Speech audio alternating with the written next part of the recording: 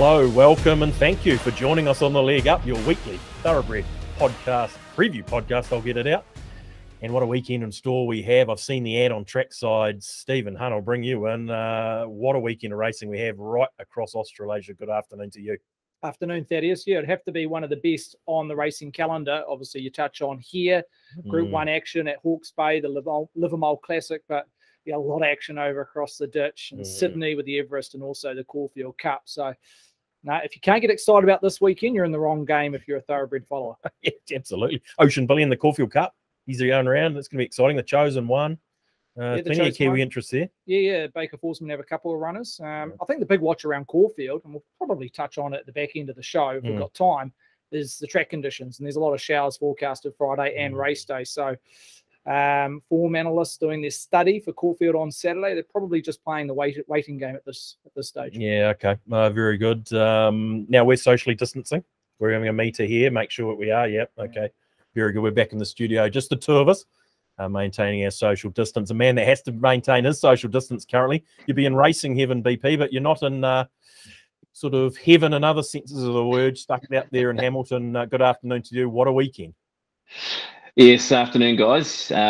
Would love to be in Hawke's Bay this weekend. And that was the plan, to be in Hawke's Bay this week, actually. So unfortunately can't be there, but what a weekend it's going to be. And I think already we've heard from the government this week that this Saturday is all going to be about Super Saturday. Now, I'm not too sure if they're referring to the racing or not, but they've come out with the early call that it is Super Saturday. It might be for vaccinations, but certainly with what we've got in front of us in terms of both sides of the Tasman, with the Group 1 racing here, the Everest and the Caulfield Cup, it really is going to be a boomer. Very good, Pops. Declared. Super Saturday's been declared by the government. They know they're racing, don't they? Grant Robertson will be leading the charge. Of course, exactly right. So our minister, he's at the front of the seat there, saying this is it. It's Super Saturday, and Hawke's Bay is a special day in terms of the last day of the Spring Carnival because it has always been about the punter of the year. You know, it's about trying to find the last winner of the Triple Crown Series, and also the undercard itself being super strong. So that's what really helps. That's what I love about this day is that Hawke's Bay. And yes, I know the Livamol is probably not at the dizzy heights that it used to be when it was the Celt Capital Stake, but we've still got a good race.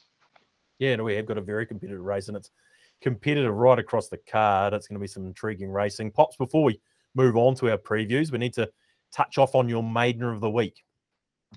Yes, I've gone to the race meeting out of Taupo and went with the runner from the Wexford barn by the name of Dark Destroyer. He was really good in how he won this race. He was inferior ground. He was a runner that he really got through that type of track condition. And I know that he's a runner that will appreciate that. If he can get those dead to slow track conditions, that will be a massive assistance for him going through the rest of the spring. I just feel as though he's a runner that needs that jar out of the track. And didn't he really sprint through it at best? And he really was the best horse in that race, wasn't he, Dark Destroyer? Where he heads to now and how far he goes this preparation is really down to his next run. I do believe if he's a horse that will head down to Christchurch and look at the 2,000 guineas, or is he a horse that we will see more through the summer months? But he certainly showed his hand with how he won out of Taupo, saying that he's a horse to look out for this season. Dark Destroyer, Steve, in 2,000 guineas markets, as Pops touched on. Any rough idea where it sits there? And what were your thoughts on the horse's one? Low to mid-teens. Yeah. He's a hard horse to grab and parallel his form against the black type 3-odd races thus far. But his maiden class victory at Taupo was 2.5 lengths above par for that status of grade. So, Brendan touches on the track conditions. Riccarton can get quite firm at the early stage of November. So I'm sure the stable will be keeping one eye on that. Being a son of Presere, they don't mind the given the track. Look, he's always shown ability above ability. He's shown that in his trials. On debut, he started with a very short SP. The money was on. They got it second up. It'll be intriguing to see if they do take him to Christchurch. With him. Yeah, look, the Archers, they always have a very good horse. The likes of Mufasa and a couple of others in the last decade or so. And this may be their next horse that goes through the grades. But, intriguing to see what happens next start. Did BP mention where it goes? Is it the Sarton or? Yeah, that's the likelihood of heading towards the Sarton. And I think that'll be the line in the sand for so many of those northern horses. That race, you know, the Horde, the Bourbons, and those sort of horses, that will define, do they go to Riccarton, or do they take one step back and say, look, okay, well, let's wait for another time and wait for some other 3-odd races through the summer. So yeah, that's where I'm sure most of those handy 3-year-olds will head to next to identify if they go to the 2,000 guineas or not, or of course the 1,000 guineas, because we have seen some fillies in that race also. Yeah, it's going to be a hot race, as it always is at Sarton. But I did hear Jamie Richards talking about Imperatrice as well, and just whether she will step up to a mile and get that mile. So there's going to be some interest around her as well. She's writing 1,000 guineas calculations. Yeah, I think she's equal second line of betting at $8. Okay, very interesting. Well, that's all to unfold. But what we got in front of us tomorrow afternoon, or Saturday afternoon, Thursday night here, as we talk to you, is a big day at Hawke's Bay, Livamol Day, and I want to start with the big one. I want to go to the Group 1, Steve. Run us through this market. Look, no Group 1 winners here as yet. There will be one after Saturday, but it's a competitive race nonetheless. I don't mind this race. Yeah, it's got a lot of depth to it in terms of evenness. There's a few horses here that are looking to step up to weight for age for the very first time, a couple that are proven at it. But let's run through the market. Favourite sits with number 1 in Bowden at $3.60. Prix de Fern, that second elect at 4.8. The Sauvignon Blanc, firmer here, $6.50 into 6, third fave. House of Cartier open double figures, now trading 9 flat. Masetto out of turn, 12 to 13. Harlech at $13. Communique wide gate, 15 off a shortener of 13. Alana Cord's been well supported that middle market, 17 into 15. Big Mike at $17. Robusto 18, best of the rest. Cheval Promoteur 18 out to 21. Early lead sits with Sauvignon Blanc with a $1,500 single bet at 6.5, now trading 6. Okay, interesting race, Pops. Interesting betting race. The boys have gone 360 Bowden. Relatively skinny, some might be saying. What are your initial thoughts around this year's Livamol?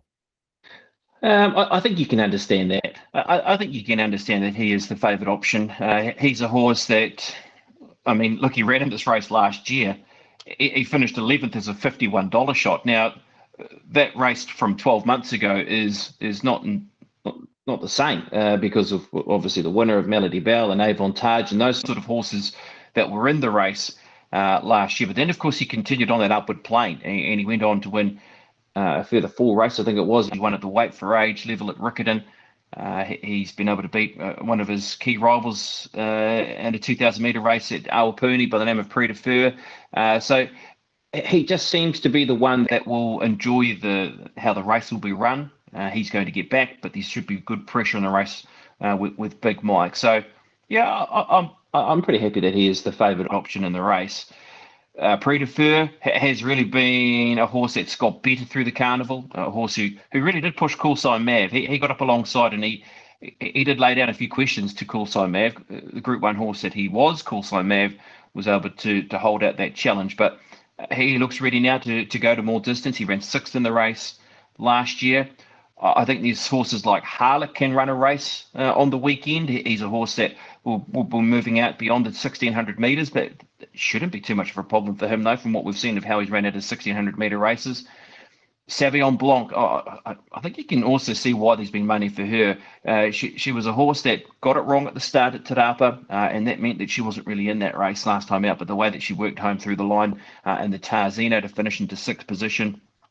And Big Mike, I think Big Mike can run a race. I've got him in my numbers. I think he is a horse that will give a very big sight. I went back to the day that he ran 6th in this race in 2018. He was served up in the initial part of that race by Authentic Paddy and Saint Emilion. Now, those 2 horses went on to win Group 1 races, or were Group 1 winners. Then you've got Savvy Cope won the race. Dance was also placed. Lizzie Lamore, a Group 1 horse, ran 3rd. He's run 6th, and he's run a race out of his skin. If he can get to the front and he can really control this race, there is no reason why Big Mike cannot run in the money here on the weekend. And at one stage, he could look like a horse who could steal it. I like the way he's talking. Well, was the pressure for Big Mike, or is he going to get it on his own, Steve? I think he will. Cheval Promoteur, as BP's already alluded, will look to go forward. Tappy's won, but I don't think they'll contest the lead. Big Mikey won't want to sit and sprint affair. Again, we've talked about how he likes his races run, and Aaron Leighton back aboard after a slight setback in terms of injury. Yeah, she'll just try and rate the horse for the first 1,000 metres and then turn up the wick from there. But look, I think they'll go even tempo. That's how he likes to run along. He won't try and get any cheap sectionals for the first 2, 4, 6. So should make it fairly even no matter where you're at. But yeah, he's an intriguing runner, Big Mike. It's fantastic to see him in the race. And as BP mentioned, 2018 running 6th and behind Savvy Coach. So it's been a little bit between drinks since his last performance in the Livamol, but he deserves his chance. Yeah, well, what was the thinking around Bowden, Steve? 3.6, Prix de Feu 4.8. They sort of dominate this market. Obviously, money for Savion Blanc. Well, what was the mindset here from your guys' perspective? Well, look, with Bowden starting off, he's had 2 runs this time in. They've just been totally the wrong race shape and profile to be a winning turn. He's been well back first up, carrying 63.5 kegs, which I thought was a big task. And he was backed in from about 6 or 7s from memory to around about a 3.5 fave. He finished 5th or 6th. It was a good run, but with 63.5 kegs, just totally the wrong race shape for him to be winning, in particular being first up. And then second up, he struck a heavy deck in handicap conditions, carrying 60.5, which we know the better the surface, the higher the figures he rates in Bowden. So he just gets the right race shape. Back to weight for age. We know he's proven at weight for age, winning a Canterbury Gold Cup at the back end of last autumn. 16 is a sticky gate, but again, we touch on the map, and in terms of the tempo, it should be even tempo. I think Ryan will look to be positive early doors and try and get a slot in just in behind midfield, but if that's not the case, he'll look to go back and just try and take that position with a little bit of cover in the back third. But initially, I think Ryan will look to try and get a spot just worse than midfield. Whether that happens, I'm not too sure. But I just always go back to a key form reference, looking into this race and comparable to a race that we saw last season. Always go back to the Alperne Gold Cup. Yes, that was set weights and penalties. This is weight for age, but you had Bowden winning. Second was Prix de Feu, and third was Call Sign Mav. I think that's the key form reference when you're looking to bet into the Livamol this year. Okay, well, what about Prix de Feu? Because people are sort of suggesting the 2,000. I always had in my mind that Prix de Feu would eat 2,000 metres, but it doesn't seem to be the case. A few questioning the credentials there. Yeah, look, as I mentioned, he ran second in the Alperne Gold Cup. He was 2.5 lengths behind Bowden on that occasion. He was first in the Taranaki Cup over 1,800, a season or so back. I think the query with Prix de Feu, he's having his 4th run in 8 weeks. He's having his 3rd run over the carnival. We know it's been a compressed carnival, 2 weeks between each day. So that might be a little bit sticky in Prix de Feu backing up after what was a pretty tough run in the middle day and behind Call Sign Mav. So, but overall figures, he just needs to find 2 lengths to match Bowden at weight for age scale. I'm just not sure he's got that in him, considering the amount of races he's had in the last 2 months. And quickly on Savion Blanc, I mean, the money's there. We had 1,500 each way, and I think north of $6. The reason you believe that punter believes Savion Blanc can win, or why he's seeing that? Why are we seeing that money? She's come up a treat, and she normally peaks 3rd or 2nd or 3rd up. We saw that last campaign around about this time last year. I loved her first up run in the Tarzino, 1,400, well short of her best. I think her closing sectionals was 2nd best behind Spring Tide in the Tarzino. Then she went to Tarapa. They didn't want to travel her down to Hawke's Bay, knowing that the travel, the compressed carnival, put her back to Tarapa, which is close to home. And it was a slow 8 that day. It says slow 7, but on times and performances on the day, I had it down in my database as a slow 8 at Tarapa. She doesn't like a dark cloud. She'll get a genuine dead track on Saturday. And yeah, I think she's a big chance. And again, she'll be suited by an even tempo. But I think the key around her is holding back and not running on the second day and the firmer track. Okay.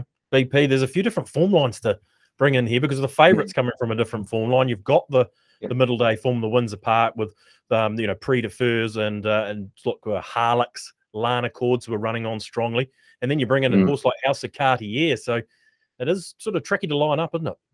It is, and that's the type of race that we have this year. Is that we have these horses that are coming through, handicap races. It is a race that, despite the ultimate sort of level of top horses not being there this year, we still have a very even field just below it, and that's what we get with our cups races and our handicap races, that we do have good betting affairs with what we've seen in some of these type of races. I think Lanacord's a great top 4 bet in the race. I love the way that she's got home last time out to the races. She is a horse that will appreciate further And we saw from her, not just in her New Zealand Oaks run when she finished into the placings to finish into third spot, but even when she went to South Australia, she got up to 2,500 metres and ran second in a South Australian Classic.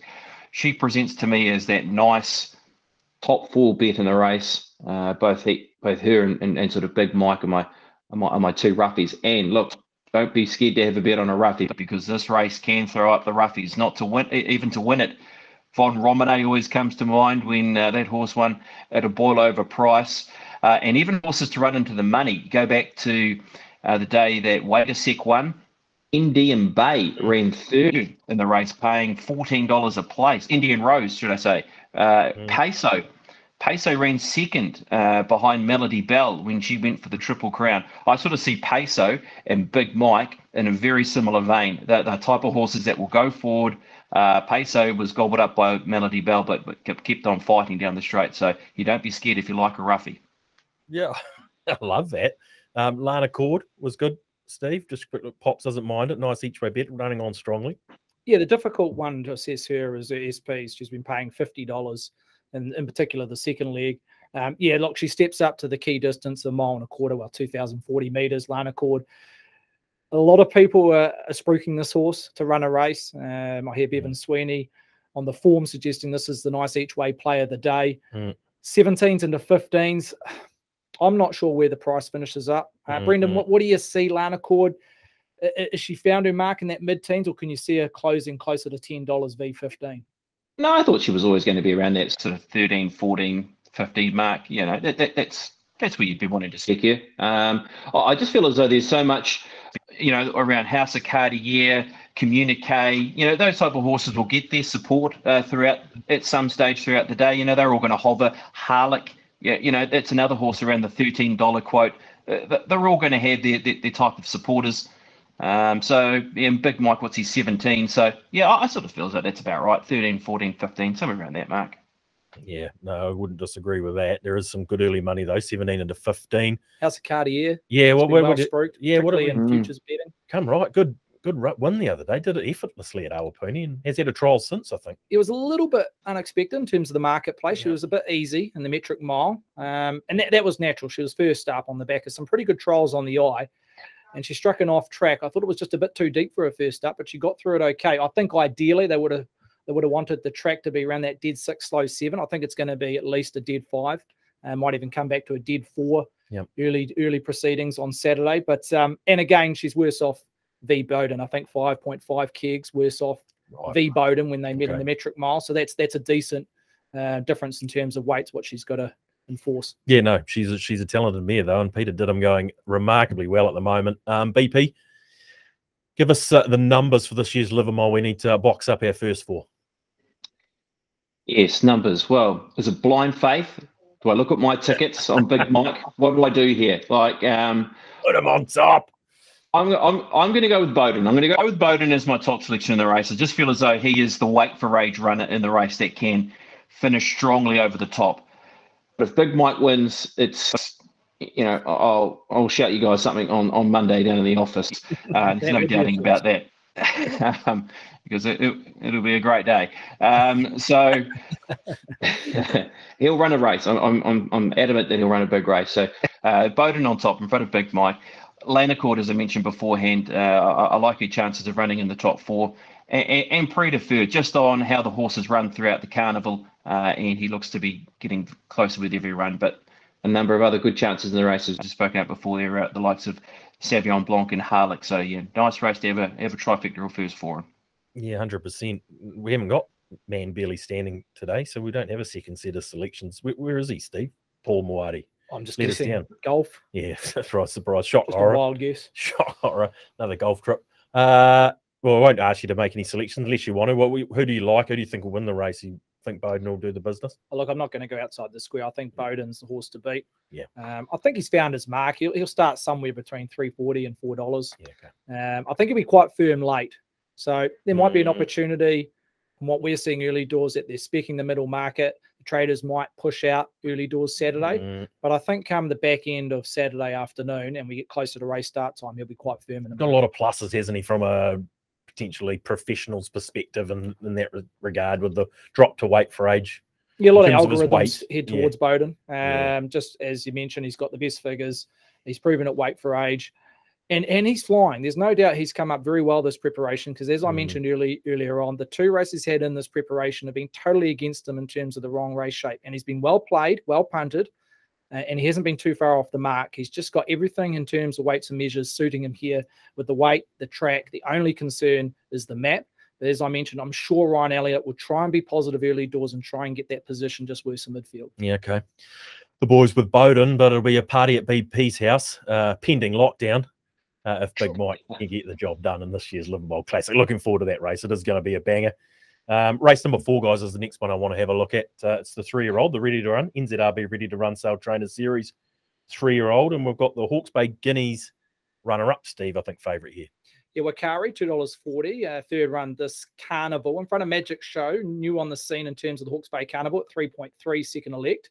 Palamos 4.8, Mercurial $7, Drum Major 10, Pure Imagination 15 into 13, Unusual Countess $13, Ivanka the Ranky 41 out to 51. So one firmer, number 5, and Pure Imagination, but Wakari well supported at 2.4. Okay, interesting. Pops, the Tiaki team got Palamos there in single figures, but plenty of money for Pure Imagination. But in saying that, look, Wakari didn't do anything wrong last start in the Hawke's Bay Guineas. He didn't. He was very good, wasn't he, in that race? And 240, he looks a bet in the race. I thought Wakari. Magic shows a runner that does look very talented, and she's looked talented through her trials. She got the job done on the synthetic back in late September, and you can understand why she's favoured in the market. But you know, it's still a question mark, isn't there, of what she's done to go from synthetic 970 to this type of race over 1,300 metres. Palamos. Yeah, he's hard to get a line on, isn't he, Palamos? Because from his trial, where they trialled him on Tuesday, race Friday, so he had a quiet trial Tuesday, race Friday at Te Rapa, and then he's, from a wide gate, he's just tried to burn over. And if you're beaten 2.5 lengths and faded late in the race behind Paranui Bay, is he a quick improver off that? Is he a horse that will be better on a firmer surface? I think it should be yes, he will be, and he has a slightly better draw than what he did last time out to the races. So don't discount Palamos being the very quick improver. And Drum Major, look, a horse who was very good in the Hawke's Bay Guineas to finish into 3rd position. Looked like the horse was going to run 4th for all money, but then came back underneath Mercurial and came back to finish 3rd and did me out of my first 4 and it paid 30,000. But still win a very good race to Drum Major, and off the back of that, you have to say it's a chance. Yeah, it was good. Drum Major, $10, Steve. Quite looks a good price on the eye, but I guess gee, it started at $77 in the Hawke's Bay Guineas. Is that why it still remains out there at that price? Yeah, I think so. A lot of it, our probabilities are based on SPs or prior SPs, but I think overall it's a pretty competitive race if you want to shop outside the favourite in Wakari. Yeah, definitely no knockback and trip around Wakari. I know it's a slight drop.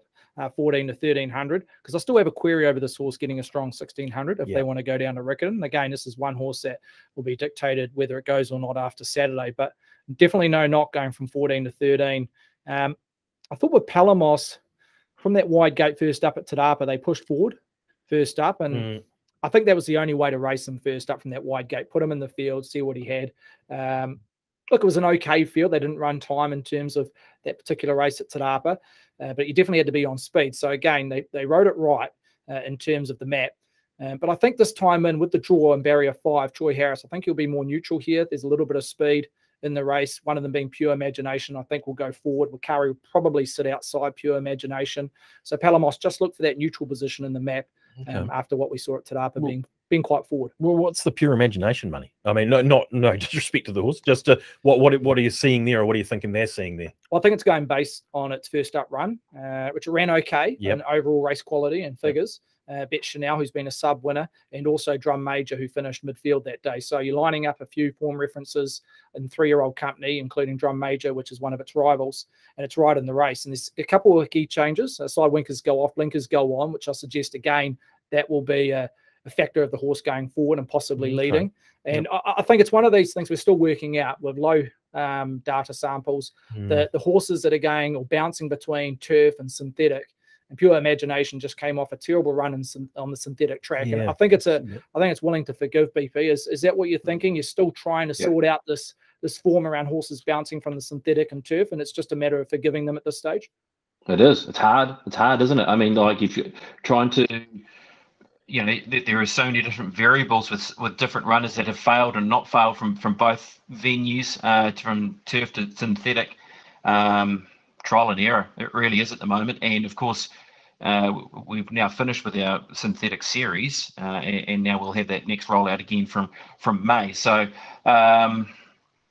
it's really just going to have to take it horse by horse, really. And it's a case that it looked like he just didn't like it at all. I mean, he's been beaten by Felix Fora, who's had 500 starts for 2 wins.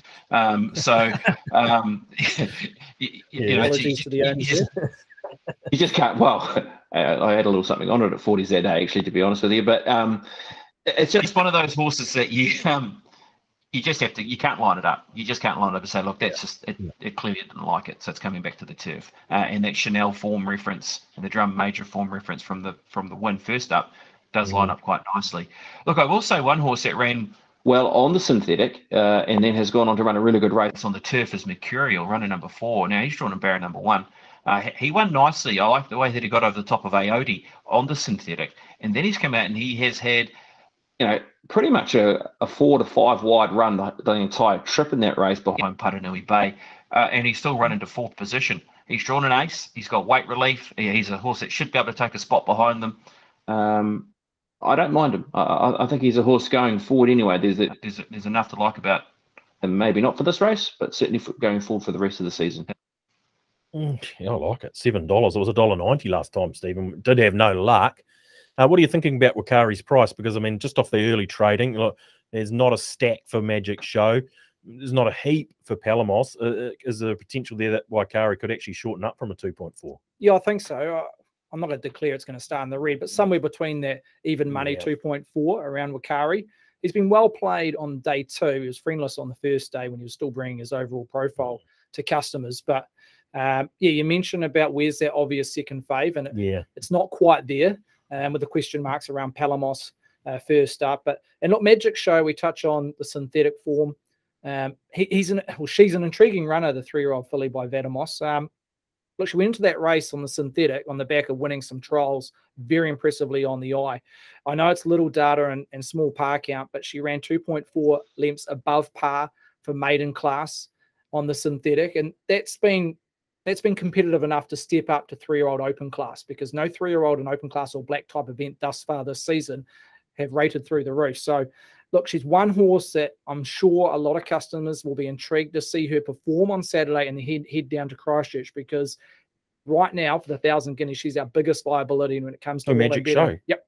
She opened at 31. She's now to $16. The money came as soon as we opened that particular market, around about 6-8 weeks ago from memory, Magic Show. So, look, obviously a lot of people in the know. She knew they could gallop. A lot of people knew she could gallop early doors before going to the races. So, and Tony Bike at Michael McNabb, there's a lot going for her. I can see Pops with his pen and paper out writing that little tidbit down there, Magic Show.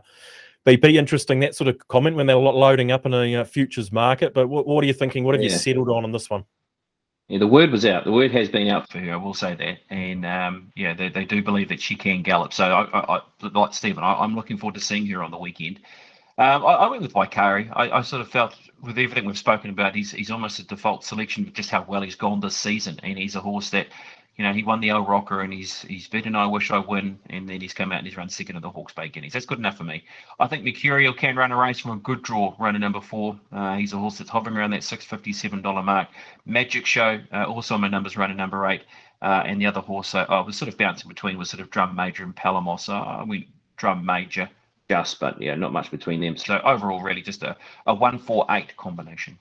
Yeah, okay. Pop's got Mercurial in there at $7. Any last comments, Steve, before we push on? Or? No, but is the 2,000 winner in this race, Brendan? Or are we waiting for the Sarton? Because what's your thoughts around Wakari? Back to my original question, Wakari 1,600. Does he get it or not? Or are you just going to sit on the fence and wait till Saturday afternoon? I think it's a question mark for sure. Yeah. We will get an indicator, sort of beyond this race around the 2,000 guineas. I actually found that the hardest race at the moment to try and really nailed down the 2,000 guineas. Well, not that I've nailed down the 1,000 guineas, but I just feel as though that after Labour weekend, the picture will be a lot clearer. And of course, that is after the running of the Sarton. Yeah, 100%. Okay, guys. Let's move on. And yeah, look, one of the betting races of the day we want to have a look at next. I love this race, Steve. Red Badge Spring Sprint. It's always a good race, has been for a while. Group 3 over the 1,400 metres. Now, I do my own stats, you know, and I do all my own homework. Did you know that, that the last 3 winners of the Copeland's Mile have been the winner of the Red Badge Sprint? Okay. Yeah. Can you name them?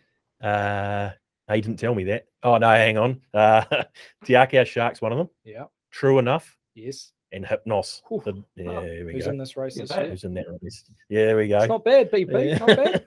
That's very good. Yeah, like it. Okay, so good form race for a Copeland's Mile, Pops. Mark that. Thank down. Tom in the office. Yeah, exactly. Yeah, no, I can't claim that. No, I've stolen that clearly. But give us a market, Steve. Give us a market. Brando, well played at 3.6. If you do like this horse, I suggest to back him in the next maybe 12 hours because we're just on the brink. The traders are just on the brink of firming Brando in. That's how well played he's been in the first 24 hours of trading. $3.60 top lead or top fave. Our Alley Cat 4.5 second leg. Hypnos the defending chap at 6.5. Bigger winner $8. Two Illicit 10. Shares that same price with Times Ticking. Colorado Star Tabata 15 each of 2. A Streak of Power the leader at $18. And Magic and Canto who won at a big price last Saturday. Sorry, I just saw the number. 41 into 26. The biggest liability naturally with that high lay price, but clearly the lead. I'll stick with number 6 in Brando at $3.60. Gee, was good, Pops. Brando resuming. I mean, he probably had excuses, you know, reasons that he could get beat resuming after a fair old while. But look, overall, an absolute beauty of a betting race. You could go a number of ways here, couldn't you? Oh, you could. And look, he was a runner that had to very much tough that race out, didn't he? He had to find and keep on finding. And there have been a number of times that, you know, punters have been pretty keen to pot Brando, you know, like for whatever reason, and waiting for him to really step up to that true ability that that Tiakau have spoken about and what we've seen from him so far in his 8 race day starts. And of course, he went into a Group 1 and he was a failure when finishing second as a short price favourite, where he was, you know, the high expectation that he was going to win the Livamol Classic. But look, he's clearly come back from mine, you know, in a really good space. Now, Mascarpone, I know there was a massive weight difference between the two horses, but Mascarpone won the Foxbridge Plate to start beforehand. So, you know, the Foxbridge Plate is what we've used for form references for our Group 1 races. So that has to be good enough, doesn't it? It has to be good enough for where he's heading, Brando. I do like the race, though. I think Our Alley Cat's a really strong chance in this race. And she's around that second favourite. She's a horse that's going to get a very nice run in the race. Looks to be a lot of pressure. Looks to be a race where it'll be set up for those that can camp off speed, and she can do that. And when you really line up some of her form references for around Levante, you know, from last season, you know, how she won first up, I think she's a big danger in the race. And then after that, I think you can go shopping around horses like Times Ticking. I thought was pretty good last time out in that same race. He's a horse that'll love a very strongly run 1,400 metre race. He's a must for those that are playing into sort of those first fours. And Hypnos is a horse who ran well in that race, I thought, too, behind Brando last time out. At a very awkward gate, makes it tricky from where he's drawn. He's going to have to come with that one last big finish. If it's all happening up front, he can finish strong over the top. So, yeah, super betting race. I haven't even mentioned Two Illicit. Bigger winner. The Mitigator. Shadows Cast, Group 1 winner. Yeah, no, good field. Yeah, no, it is. And that's the thing. You could be dissecting this race for an hour or two, Steve. Pops mentioned the speed in the race. How are you sort of seeing it? And you know, who could be benefiting from it, I guess? Well, I think Streak of Power, we've seen in a light race career to date. It's a horse that likes to run and go forward. It's got a wide gate, so naturally that want to inject speed early doors for the first 400 meters. The mitigator, who's drawn a neutral gate, will push forward. We all know he likes to sit in the first 2. I think Streak of Power eventually crosses the mitigator and will lead.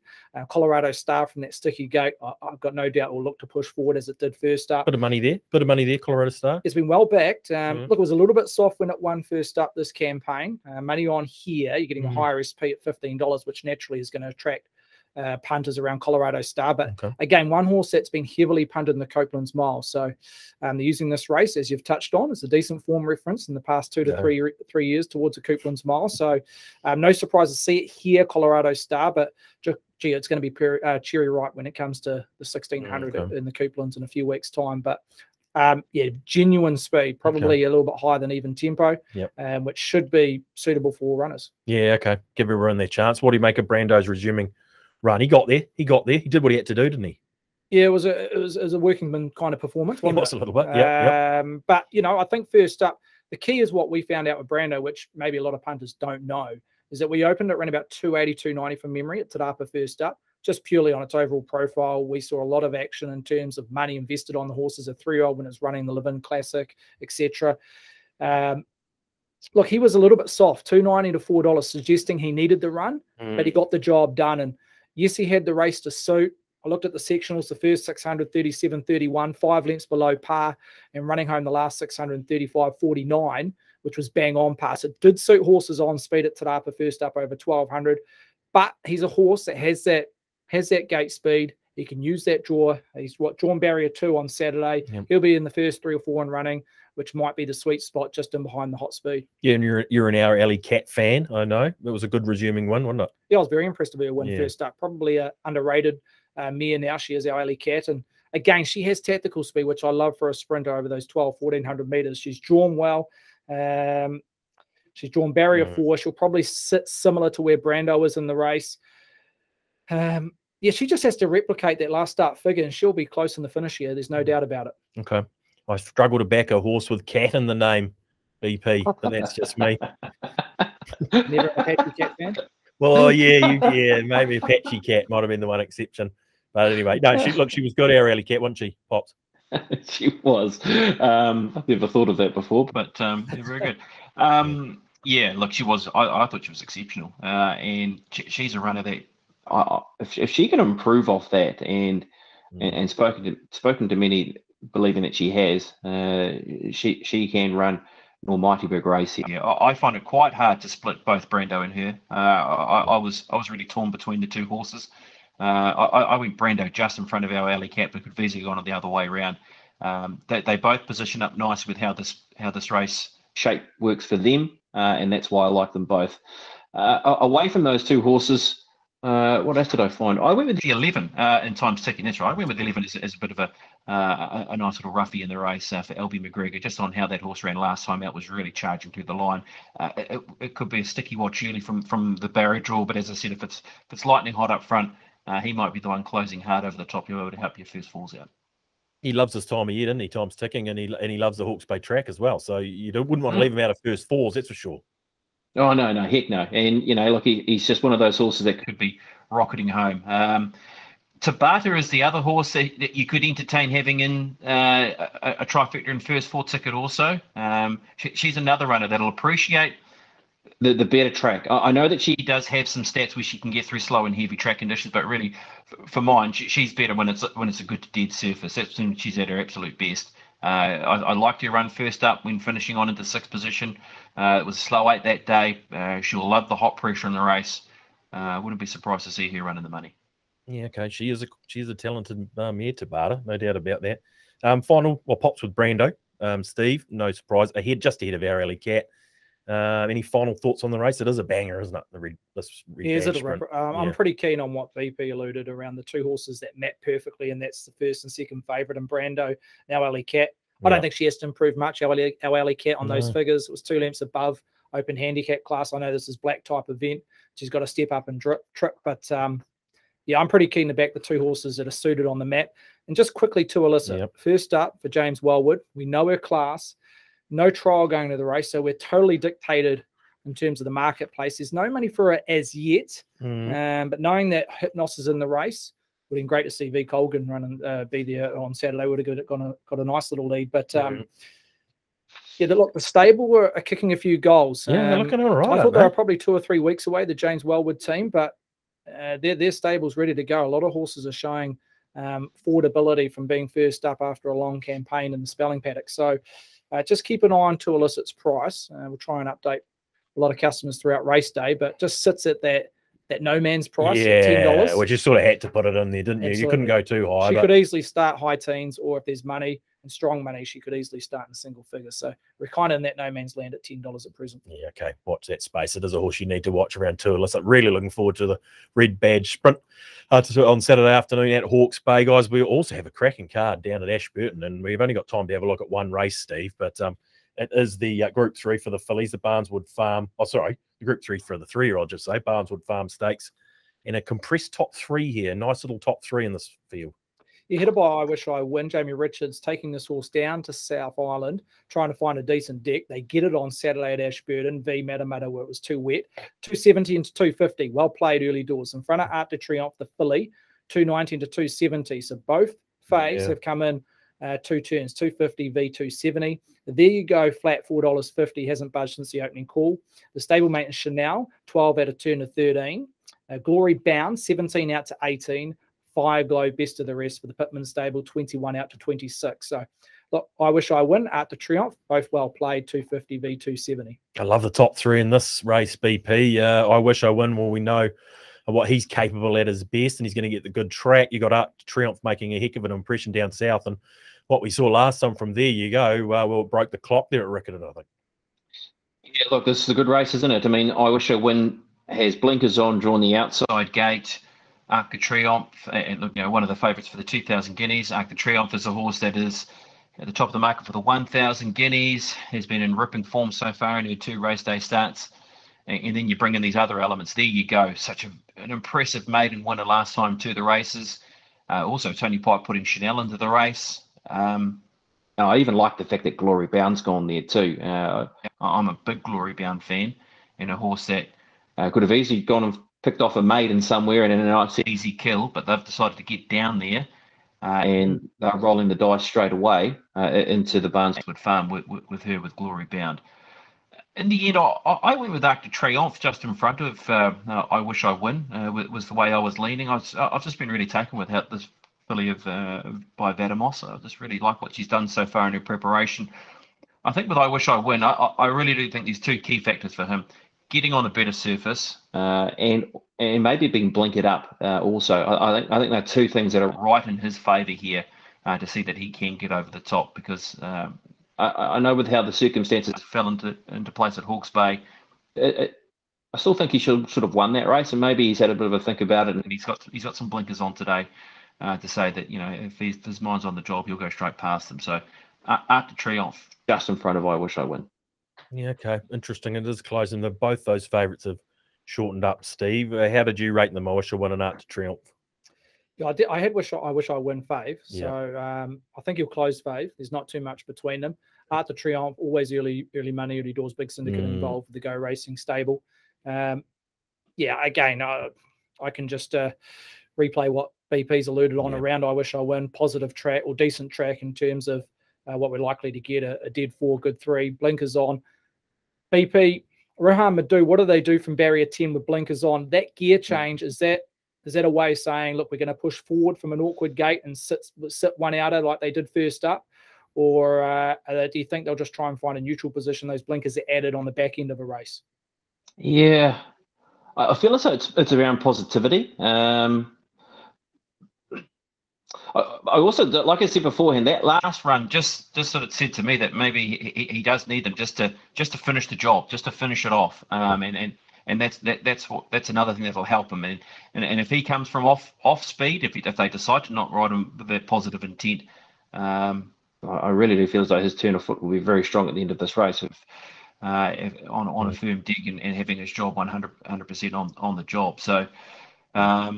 But it could be around positivity. I mean, is that the best way that he can find that position, is get outside lead, be positive early, get into a position where he can get into a winning spot and see if he can put them away from there. because that makes the race interesting, doesn't it? This is the first couple of 100 meters will be very intriguing to how this shapes around I Wish I Win.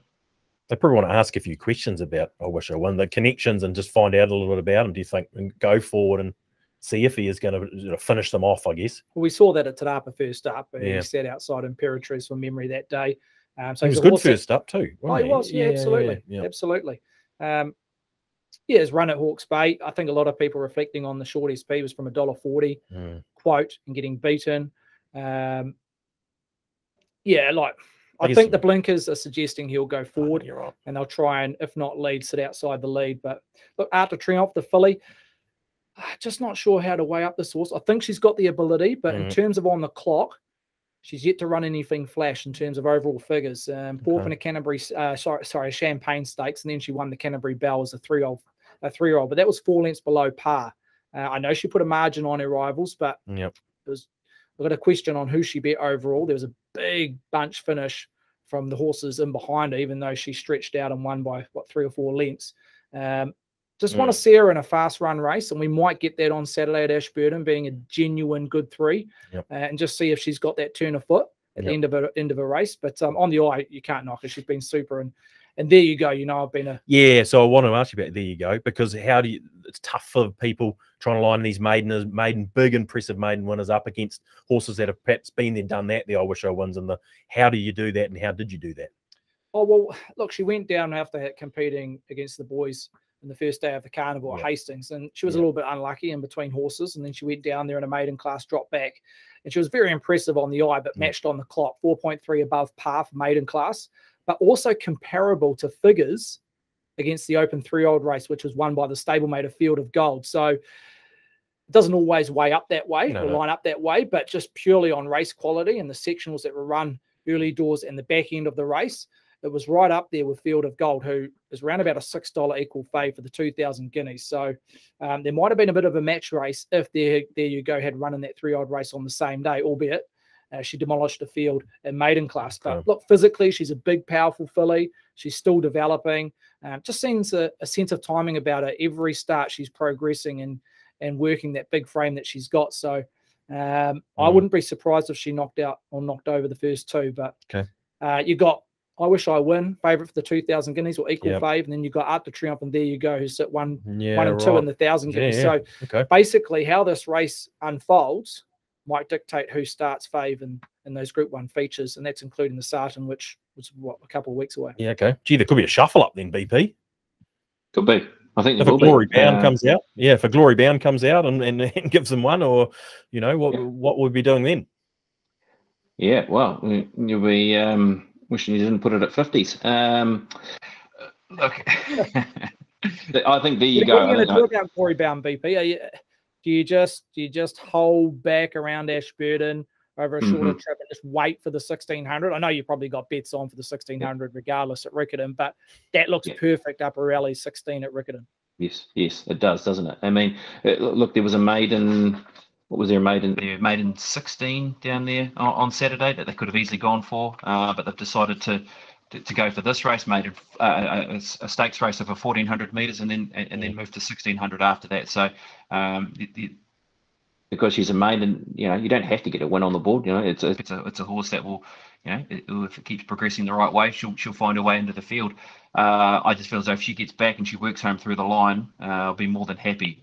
I think she's not too far. If you want to talk about comparisons, I don't think she's too far off Arisha Rish, and that horse has run a very good early part of this spring, and I believe, and I think the team believe that she's potentially a little bit better than Arisha Rish, and if that's the case, I think she can run in the top 4 on Saturday and run a big race. Out of the Tidy Express, BP. Tavistock, the Tidy Express. Was that Roger James trained that, Steve? The Tidy Express? Yeah, I think you're right. Yep. Quite a good mare, wasn't she? She won some group races in her day, BP. Yeah. Yeah, she did. Yeah, so she's nicely bred. And I thought her run at Tarapa and a maiden when finishing 4th was a race that was really dictated by what was happening up front. And she got a mile out of her ground, and she ran some really good figures to finish into 4th position. There you go. Yeah, I think she's a horse again, though.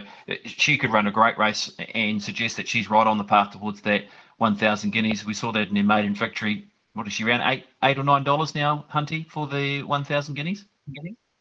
There you go. Yeah, I think, yeah, $8 second leg. Yeah. Yeah. Okay. Very good. You know, that will be interesting to see how she lines up against the two there. I wish I went an Art de Triomphe. Give us a top 4, Pops. You went Art de Triomphe, didn't you? I did. I went just Art de Triomphe in front of I Wish I Win. Then there you go in Glory Bound. Very good. Going to be an intriguing race. Ashburton do have a great support card with a number of good races there. I mean, Wecker Force going against Need I Say More, Steve? That'll be a highlight down there as well. Yeah, it's almost D-Day for Need I Say More after what it showed first up. Not seeing a lot of money for it yet, which is concerning. I don't know what the reason is. Deserves another chance. Oh, absolutely, sure, absolutely. No doubt about it. Okay. But it has to improve. Yeah, absolutely. Watch the space around that one. Okay, gentlemen, we probably want to wind it up. Look, Pops, you're not going to be able to get out of Waikato on Saturday afternoon, but there's plenty of Australian action to be sinking our teeth into. You'll be in the right place on the couch in some respects. That Aussie stuff looks fantastic, and plenty of Kiwi interest again. It does, doesn't it? And look, the Caulfield Cup and the Everest. Look, it's always a shame that these two race days clash, but of course it's done. For that reason, so that New South Wales can get the upper hand over Victoria. But they're still two terrific races. I'm a Caulfield Cup fan and always have been in terms of is a great race to take in, and I think it will be again.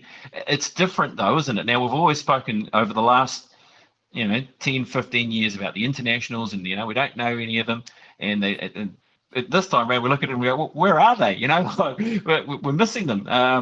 But it creates other opportunities, doesn't it, for other horses? But it does take that little edge off the race, and be the same for the Melbourne Cup with not having the host of internationals in the race. I thought the Chosen One was terrific last weekend. He's a horse that is on track again, isn't he? He ran a placing in this race at a big price last year. Why can't he go on and go a couple better this time round? And Ocean Billy, I mean, it will be the story of the racing century if Ocean Billy can find his way of winning a Caulfield Cup or a Melbourne Cup. It is the best story going around Bill Pomade, and I really hope that the team can have some fun around that runner. Incentivized, drawn wide, that certainly is an issue, isn't it? It gives everyone else a chance. It brings everyone into the game. I thought Nonconformist as well. We're nearly pulling off that win against Probably last week. Looks to be a decent chance also around in the Caulfield Cup. Yeah, down to 51.5 Nonconformist. It's opened it up a little bit, Steve. I was thinking of Incentivized has it at its mercy, but got the wide barrier draw. And when I go through that field, I'm starting to think they're all in reasonable winning form, some of these horses. I think this time yesterday, Incentivized was around about 210, 220. It's eased to 250 from memory. Yep. Third day of the carnival, back end of the program, a few showers forecasted. I think barrier 20 is better than the first 1, 2, 3 gate. Yep. But look, I think Brett Preble, there's Delphi who's drawn inside it. They're both two horses that will look to be in the first 3 or 4 in running. So maybe Brett can get a slide or a bit of cover from Delphi coming across for the first 300 or 400 meters. There's a bit of real estate to get to the first turn. Yep. But yeah, I don't think it's a total negative. Yeah, it's been made out as it's he should be close to $3 off that barrier, but we'll see. We will see. We've got a fantastic day's racing, guys. Best bet time. We'll stay with you, Steve, for a best bet, please. Confessional time as well from last week. Best bet last week. Mulatto Boy. No good. Just don't go. We won't. No. You've got to turn the page. It's one of my racing mantras. This week, please. Yeah, I'm going to go to Ashburton. Race 10. The rating 74, 1400. Number 12, Providence Provides. Just rated through the clock last start. I love these 3-year-olds last season that were good enough to contest against black type. They come back in as an early 4-year-old. They're rated well at 65, 75 grade. Look, I think this horse can go right through the grades to open class. There's a few people spruiking this horse to a Coupland's Mile. I can't see it. I think Tony will suit this horse towards a breeders, maybe 1400 on the middle day against fillies and mares. But that's all depending how well she performs between now and the carnival. But in terms of a winning chance on Saturday, she's drawn barrier 5. I see her mapping in the first 2. Look, there's some nice horses. Tiako, I've had 2 or 3 runners in the race that will attract money. So currently 2.9. I see her starting between 3 and 250. I think $2.90, $3 might be her top fluck. Okay. She might close shorter than that current price, but I can't see her closing any shorter than 250. just with a little bit of depth in the race and Okay. profiles. But Providence Provice just went through the roof in terms of racing's last start to suggest it's going to go through the grades in 65, 75. There's similar pool of horses and should be doing the job come the last. I like it. 290, not bad shopping, according to Stephen Hunt. Now, well, weights, measures, and times, man. BP, what can you add to our mix for Saturday afternoon? I'll stay at Ashburton, and I'll go to race number 9, and I'll go to the Valachi Down 1400, and I've gone for a horse from the Valachi Downs team, and Mr. Reliable. I want to wind the clock back 12 months and refresh your memory. You watch this horse boom home and win a maiden race at Ashburton. He was very impressive when he won that race. He then went on to finish into 8th position in the 2000 Guineas. He's a horse who went to Rotorua first up. He sat outside leader. Actually thought he had the leader covered. And the inside horse has just come back in the last 50 to 100 to win that race. And Powerful Moss off a very quick backup from Sunday to then go on and win on the Wednesday from the Baker Forsman team. Niggly Gate drawn in barrier number 13, but he does possess a really powerful finish. And he won second up when he won at this venue, and I like him. Mr. Reliable in race number 9 at Ashburton. Yeah, okay, good second resuming. Mr. Reliable. What price, BP, have you? Sorry, have you got it there? 330? Yeah, I think that's right, 330. So we've got a double here, boys, is what you're telling me. Races 9 and 10. The Mr. Reliable into just for Providence. Aussie heats up. Just for Aussie heats up. Perfect. It's all coming together. Bit of form reference around Mr. Reliable. Sure. Powerful Moss, who bet at last start, running around tomorrow at Te Araha. As well in commission and betting in the rating 65-16. So Powerful Moss can replicate what it showed last start on the quick backup for the Baker Forsman team. That might give you a bit more confidence in terms of BP's best bet. So we've got a Friday bet as well now. No. Oh, hang on. Okay. No, right. Okay. No, I'll just calm down. I'm just trying to peak a bit early here for the weekend. BP, thank you. I know you're actually on leave currently. Would you believe that's how dedicated you are to the task here on the leg up and go, Big Mike? Too right, yep. I am on leave, but what else can we do in level 3 apart from go outside and play with the kids and go and get a coffee? Don't mind hanging out here and catch up with you guys. So, yeah, should be a terrific weekend, and looking forward to dissecting it all next week.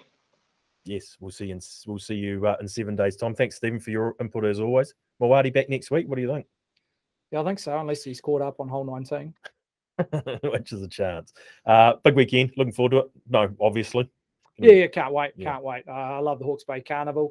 The third day, really strong undercard. Yeah. Some real horses that are going to go through the grades, some depth to them. So the whole 10 races over the carnival or over the day are outstanding. So we're going to generate some decent turnover. We are looking forward to it. We know you are out there as well. Thank you for joining us again on the leg up, and we'll see you back here in 7 days' time.